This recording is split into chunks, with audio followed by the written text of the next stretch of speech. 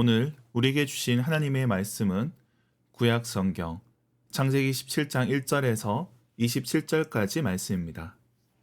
말씀을 봉독하겠습니다. 아브라함이 99세 때에 여호와께서 아브라함에게 나타나서 그에게 이르시되 나는 전능한 하나님이라 너는 내 앞에서 행하여 완전하라. 내가 내 언약을 나와 너 사이에 두어 너를 크게 번성하게 하리라 하시니 아브라함이 엎드렸더니 하나님이 또 그에게 말씀하여 이르시되 보라 내 언약이 너와 함께 있으니 너는 여러 민족의 아버지가 될지라. 이제 후로는 네 이름을 아브라함이라 하지 아니하고 아브라함이라 하리니 이는 내가 너를 여러 민족의 아버지가 되게 함이니라. 내가 너로 심히 번성하게 하리니 내가 네게서 민족들이 나게 하며 왕들이 네게로부터 나오리라. 내가 내 언약을 나와 너 및 너 대대 후손 사이에 세워서 영원한 언약을 삼고 너와 내 후손의 하나님이 되리라. 내가 너와 네 후손에게 네가 거류하는 이 땅 곧 가나안 온 땅을 주어 영원한 기업이 되게 하고 나는 그들의 하나님이 되리라. 하나님이 또 아브라함에게 이르시되 그런즉 너는 내 언약을 지키고 네 후손도 대대로 지키라. 너희 중 남자는 다 할례를 받으라. 이것이 나와 너희와 너희 후손 사이에 지킬 내 언약이니라. 너희는 포피를 베어라. 이것이 나와 너희 사이의 언약의 표징이니라. 너희의 대대로 모든 남자는 집에서 난 자나 또는 너희 자손이 아니라 이방 사람에게서 돈으로 산 자를 막론하고 난 지 8일 만에 할례를 받을 것이라. 너희 집에서 난 자든지 너희 돈으로 산 자든지 할례를 받아야 하리니 이에 내 언약이 너희 살에 있어 영원한 언약이 되려니와 할례를 받지 아니한 남자 곧 그 포피를 베지 아니한 자는 백성 중에서 끊어지리니 그가 내 언약을 배반하였음이니라. 하나님이 또 아브라함에게 이르시되 네 아내 사레는 이름을 사레라 하지 말고 사라라 하라. 내가 그에게 복을 주어 그가 네게 아들을 낳아 주게 하며 내가 그에게 복을 주어 그를 여러 민족의 어머니가 되게 하리니 민족의 여러 왕들이 그에게서 나리라. 아브라함이 엎드려 웃으며 마음속에 이르되 100세 된 사람이 어찌 자식을 낳을까? 사라는 90세니 어찌 출산하리요 하고 아브라함이 이에 하나님께 아뢰되 이스마엘이나 하나님 앞에 살기를 원하나이다. 하나님이 이르시되 아니라 네 아내 사라가 네게 아들을 낳으리니 너는 그 이름을 이삭이라 하라. 내가 그와 내 언약을 세우리니 그의 후손에게 영원한 언약이 되리라. 이스마엘에 대하여는 내가 네 말을 들었나니 내가 그에게 복을 주어 그를 매우 크게 생육하고 번성하게 할지라. 그가 12두령을 낳으리니 내가 그를 큰 나라가 되게 하려니와 내 언약은 내가 내년 이 시기에 사라가 네게 낳을 이삭과 세우리라. 하나님이 아브라함과 말씀을 마치시고 그를 떠나 올라가셨더라. 이에 아브라함이 하나님이 자기에게 말씀하신 대로 이날에 그 아들 이스마엘과 집에서 태어난 모든 자와 돈으로 산 모든 자, 곧 아브라함의 집 사람 중 모든 남자를 데려다가 그 포피를 베었으니 아브라함이 그의 포피를 벤 때는 99세였고 그의 아들 이스마엘이 그의 포피를 벤 때는 13세였더라.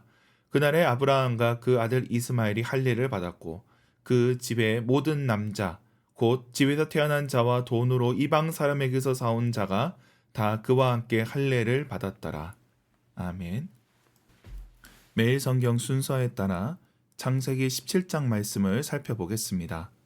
오늘 말씀은 언약을 다시 확인하는 장면입니다. 하나님께서는 아브라함과 후손들에게 할례를 요구하십니다. 할례를 언약의 표로 삼으십니다. 그 내용을 살펴보겠습니다. 오늘 본문은 아브라함이 99세 때 받은 말씀입니다. 아직 이삭을 낳기 전입니다. 하나님께서는 아브라함을 준비시키십니다. 하나님께서는 언약을 확인하시고 아브라함과 사레의 이름을 바꾸십니다. 아브라함은 아브라함으로 사레는 사라로 이름을 바꿉니다. 그들에게 새로운 정체성을 주십니다. 여러 민족의 아버지, 여러 민족의 어머니랑 정체성을 주신 겁니다.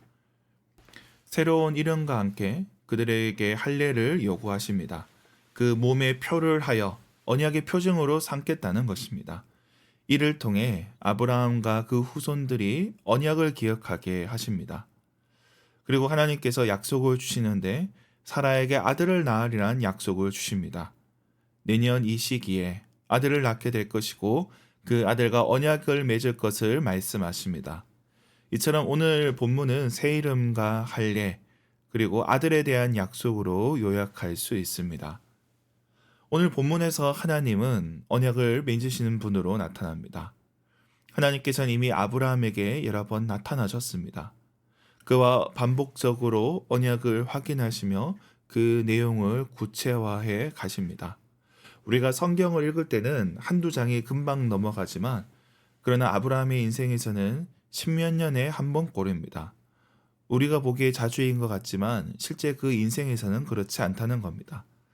하나님께서는 우리 연약함을 아십니다. 그러므로 반복적으로 약속하시고 그 약속을 구체화하고 계십니다. 이는 우리를 위한 것이지 하나님을 위한 것이 아닙니다. 그렇다면 우리에게도 마찬가지입니다. 하나님께서는 처음부터 모든 것을 다 설명하시지는 않습니다. 그러나 때가 되면 우리에게 말씀하십니다. 더 구체적으로 인도해 주십니다. 그런데 우리는 조바심이 납니다.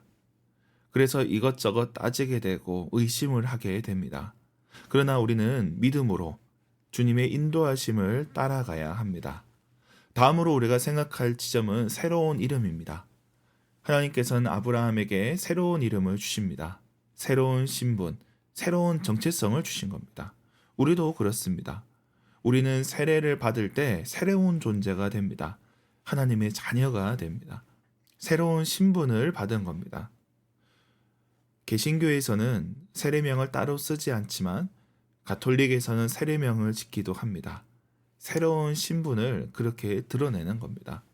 비록 우리가 새로운 이름을 짓지 않더라도 우리는 새로운 피조물인 것을 기억해야 됩니다. 하나님의 자녀로 우리가 존귀하게 되었다는 것을 기억해야 합니다. 또한 하나님께서 새로운 신분으로 부르셨기에 우리는 그에 걸맞는 삶을 살아야 됩니다. 오늘 본문의 포피를 베는 것, 할례로 행하는 것은 우리의 거룩한 삶 또는 순종을 뜻합니다. 우리가 몸의 할례가 아니라 마음의 할례를 행하여야 될 것입니다.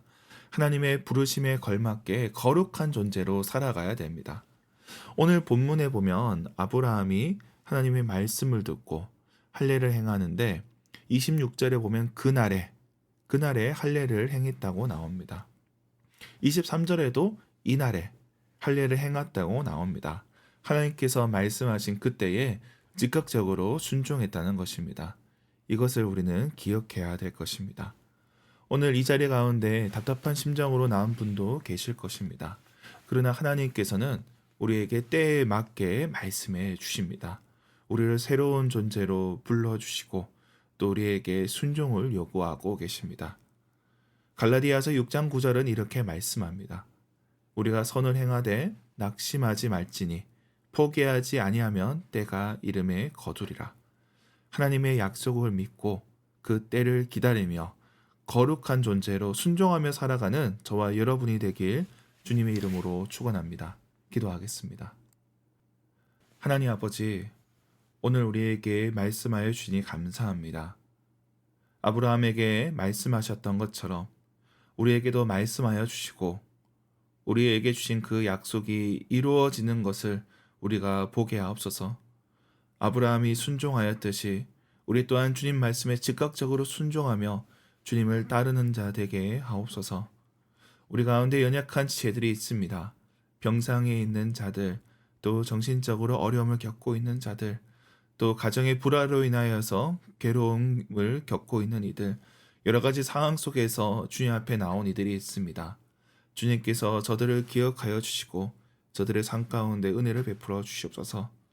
이 추운 날씨에 떨며 고통스러워하는 자들에게도 주님 함께하여 주시고 또 밖에서 일하는 자들에게도 주님 은혜를 베풀어 주시옵소서. 우리가 가져온 기도의 제목들, 우리 삶의 여러 가지 문제들을 주님께서는 알고 계시오니 들으시고 응답하여 주시옵소서. 오늘 하루 우리의 손으로 감당하는 모든 일들 속에 주님 함께하여 주옵소서. 감사드리며 예수님의 이름으로 기도드립니다. 아멘.